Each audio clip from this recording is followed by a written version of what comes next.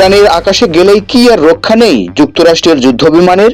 কিন্তু মার্কিনী অত্যাধুনিক যুদ্ধ বিমানগুলোকে ঘায়েলে কি এমন শক্তিশালী অস্ত্র মজুত করেছে তেহরান? সাম্প্রতিক যুদ্ধে যুক্তরাষ্ট্রের ও ইসরায়েলকে কেবলমাত্র ক্ষেপণাস্ত্র দিয়েই কঠোর জবাব দিয়েছে ইরানের সামরিক বাহিনী, যার কারণে এক প্রকার আতঙ্কে যুদ্ধের ময়দান থেকে পিছু হটতে বাধ্য হয় ইহুদিবাদীরা। এমন দাবি বিশ্লেষকদের। কিন্তু মধ্যপ্রাচ্যে ইহুদিবাদী শাসন ব্যবস্থার অবসান ঘটাতে ইরান কি একাই লড়ছে, নাকি যুক্তরাষ্ট্র ইসরায়েলকে ঘায়েলে ভিন্ন কোনো ফাঁদ পেতেছে তেহরান? প্রশ্ন হলো, হঠাৎ করে নতুন অস্ত্র দিয়ে ইরানকে কারা সহযোগিতা করছে? পুরো ইরানকে নিজের আয়ত্তে নেয়ার খেলায় মেতেছিলেন মার্কিন প্রেসিডেন্ট ডোনাল্ড ট্রাম্প, কিন্তু প্রতিটি খেলায় পরাজয়ের গ্লানি বহন করতে হয় একটি দলকে। আর যুদ্ধের ময়দানের এই খেলায় পরাজিত দলের মালাটি নিজের গলায় জড়িয়ে নিয়েছেন ডোনাল্ড ট্রাম্প। তবে একথা নিজ মুখে স্বীকার করতে অনীহা মার্কিন শাসকের, যদিও ট্রাম্পের দাবি সাম্প্রতিক এই যুদ্ধে ইরানকে ঘায়েলে সফল মার্কিন সামরিক বাহিনী। কিন্তু যুদ্ধের ময়দানের চিত্রের দিকে তাকালে ট্রাম্পের দাবি যেন মিথ্যা প্রমাণিত হচ্ছে।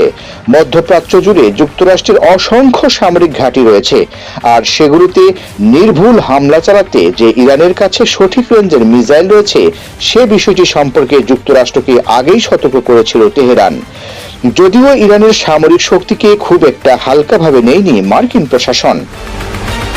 তাই তো মধ্যপ্রাচ্যে নিজেদের সামরিক বাহিনী থাকার পরও ইউএসএস আব্রাহাম লিঙ্কন ও ইউএসএস জেরাল্ড আর ফোর্ডের নামের দুইটি দানবীয় বিমান রণতরী অঞ্চলটিতে নিয়ে আসে যুক্তরাষ্ট্র।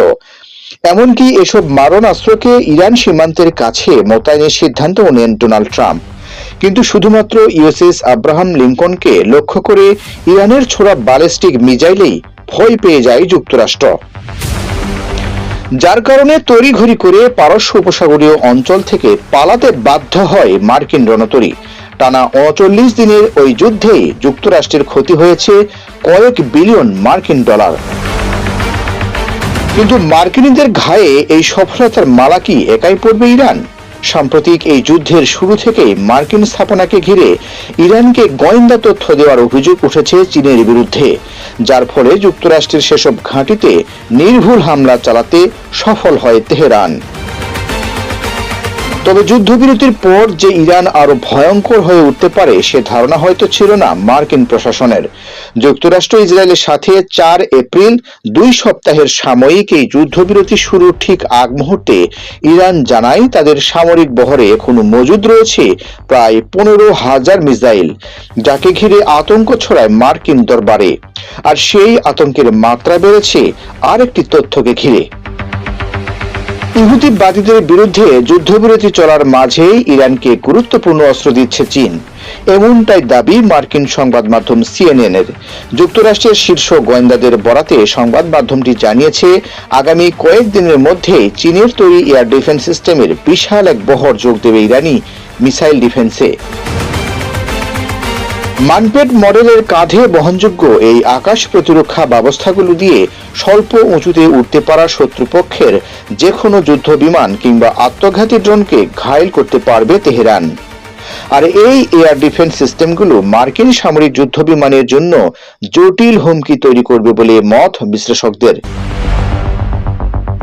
যার কারণে ইরানের আকাশসীমায় প্রবেশে হিমশিম অবস্থায় পড়বে মার্কিন বিমান বাহিনী। প্রশ্ন হলো, আকাশ প্রতিরক্ষা ব্যবস্থাগুলো ইরানের কাছে কিভাবে পাঠাচ্ছে চীন? শক্তিশালী এই এয়ার ডিফেন্স সিস্টেমগুলো চালানোর আসল উৎসকে গোপন করতে ব্যাপক কৌশলী পথ বেছে নিয়েছে চীন। তৃতীয় কোনো দেশের মাধ্যমে এই বিশেষ অস্ত্রগুলো ইরানের কাছে পাঠাচ্ছে চীন, এমনটাই ওই প্রতিবেদনে জানিয়েছে মার্কিন সংবাদ মাধ্যমটি।